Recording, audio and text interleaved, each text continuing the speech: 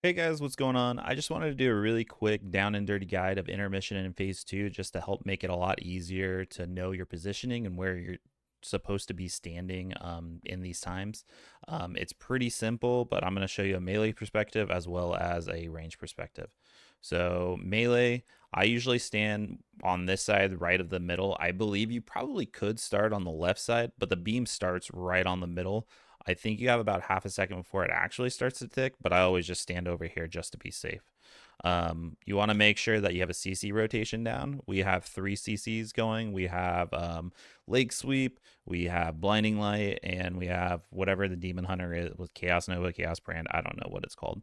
But we have those three Cs that are ready, as well as Ursul's Vortex to make sure that if any range are targeting these ads, that if they start to run out, they get pulled back and stay in one position. So we start on the right side. All right, here we get the first kick. Boom. I start to move to the left, and the good thing about standing on the left side already, it's really hard, as you can tell, to visually see if it's okay to cross. But every time right here, I always have a personal up. I use a defensive right here, so if I cross and accidentally hit something, it's not going to kill me. We end up missing. I don't know if the person just forgot, but literally all of these go off. So even with all of them going off, only one person dies. So we have a lot of health, and it's survivable for sure. As soon as we kill them all, we go as far to the left as possible because this beam will go away right now. So that's pretty much where the melee is going to stand during intermission. And for range, you guys are going to be standing in a somewhat of a different orientation. So there's going to be big orange circles that pop up, and all range needs to be on the very outside at the beginning. So they'll be on the very outside. You'll see the orange circles form, and you're just going to be doing a little dance. You see how Axe kind of positions himself right here. These explode. He sees these circles. Boom, he moves right there, and he keeps going. He keeps attacking. He's doing his thing. He's targeting the sentries. The orange circles comes back, and he just does like a giant little circle or a square type of thing. The main job for range during intermission is to make sure that they are targeting the sentries, because melee is not going to be touching them at all. They're going to be doing a very long cast, and you can only kick it once. So we want to wait until the very last second to kick it. And then once it's kicked, the next kick is unkickable, and I'm pretty sure it one shots whoever it's targeting. So range is targeting all these guys, making sure that they die. And then once everything is dead, then they can start phase two. And boom. And so once phase two starts, I'm just going to go back to my POV because I'm in the exact same spot as Axe.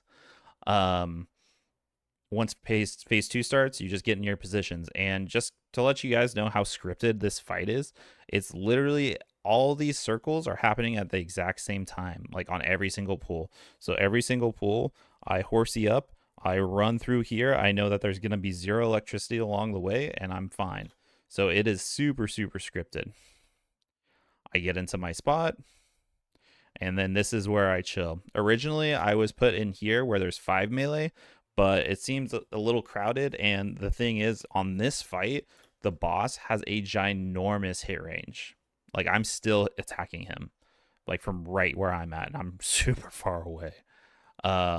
Left soaks will go first, suppressions will go out, and make sure you see how everybody's super tucked in right here. They're really, really close because they don't want to screw over their buddy. So suppression goes out. We're all no one's taking a head start. No one's running super far ahead. Everybody's just right here, and everybody's just trying to stay on top of each other. You can kind of see me stutter step a little bit to make sure that I'm not screwing over any of my buddies. I get a bomb, I move out. You know, he moves a little bit to the left, he moves a little bit to the right. I just want to make sure I'm not placing it on them, and boom, you have plenty of time to move and do all these things. The overloaded rockets come out. They pretty much just go into a spot and just plant, and everybody else is going to be baiting frontals. So what we were doing, we were trying to bait frontals in the center of the room, so we always knew, there's going to be orbs in that area. We don't want to hit the orbs. So we're baiting. It's off a little bit because we had to. It's whatever. There'll be little blue circles. You want to make sure you just dodge them. And then I try to make space. I move far to the right to make sure that Jomos can get in. Easy peasy. My dog's having a nightmare right now. It's okay. We're all having fun. Okay, maybe he's not having fun. Suppression goes out again. Everybody's kind of close. I'm trying not to overrun because I don't want to accidentally put any like fire. So you see how I kind of got cut off because they immediately went to there. So I ended up using a personal, going over this. It's fine. I end up just healing myself. It takes about 50% of your HP, so it's not the worst thing in the world. And then when you get these, just move out. The main thing about this fight is that you're not trying to min-max your DPS. You're just trying to make sure nobody dies, especially the bomb carriers. Like, don't be selfish on this fight. If you try to be selfish, try to get that extra GCD, try to make sure that you're top in the DPS and parsing, you're gonna die because you're gonna move too late and it's gonna be nothing. Nobody cares about a parse that on a kill that doesn't happen. All right, so then the left soaks, and this is the third set of soaks, so it's going to be our immune soak. So they're all going to use their immunities. I threw a defensive or a sack on the healer because he was taking a lot of damage. And after that, we have some venting heats going out. We're going to bait frontals again, so everybody's going to try to get as close. I would say the closer to the middle you are is better, but since we're kind of like split between, he ends up just going right there. I run to the right because I know suppression is coming out next. So I want to make sure I got plenty of space. Suppression goes out. I try not to run super far. And we're good. And then we have another right soak coming up. So I make sure. So even though I'm melee, I just try to get in the soak. I don't want to try to overlap these guys just so I can get that extra 4 or 5 seconds of DPS. I play safe, I play smart, I make sure that nobody's getting double hit by anything. Bombs are going out. And after this bomb set, this is when the person will go and dunk.